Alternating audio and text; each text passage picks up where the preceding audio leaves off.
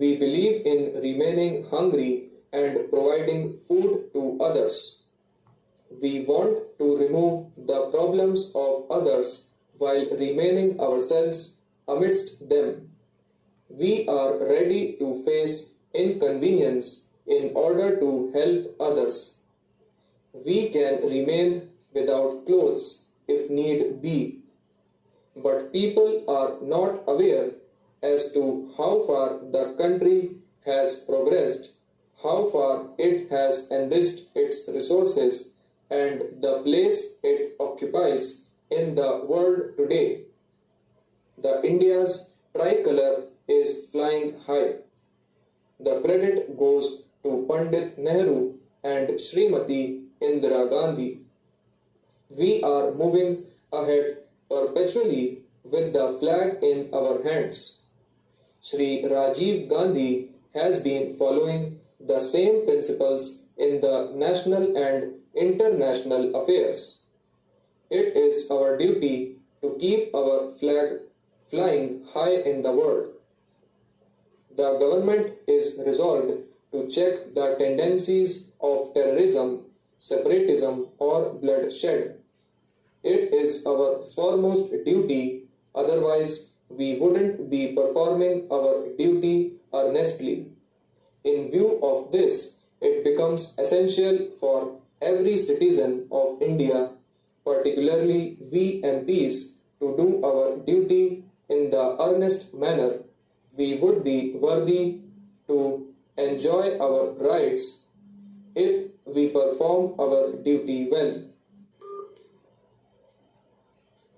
Only then we would be able to solve the problems. So I would like to urge upon you that being the members of parliament, we too have a right, the right to speak truth and nothing but truth only. We would discharge our duty very earnestly and would be honest to our responsibilities, otherwise we would not be able to call ourselves the successors or the followers of Mahatma Gandhi.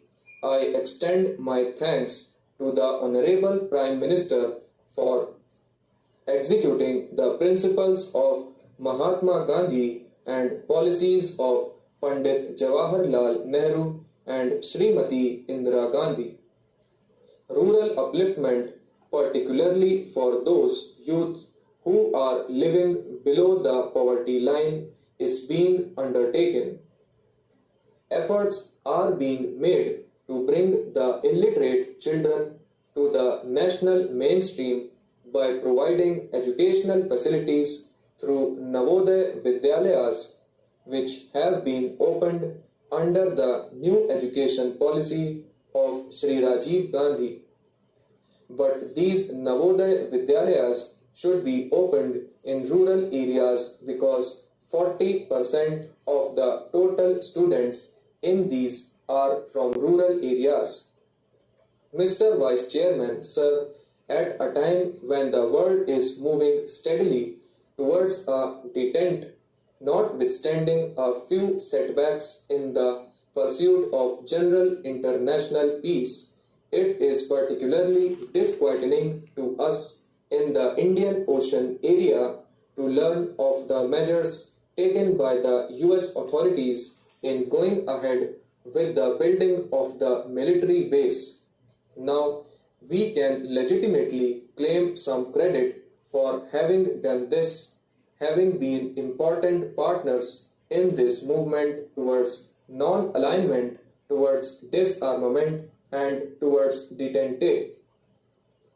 The House will recall that under Pandit ji, under Indira ji, under Rajiv ji, and under Lal Bahadur Shastri ji, we have continued the relentless quest for detente. We have also spoken up for disarmament, and in fact, we have given our own interpretation of disarmament, our own picture of disarmament.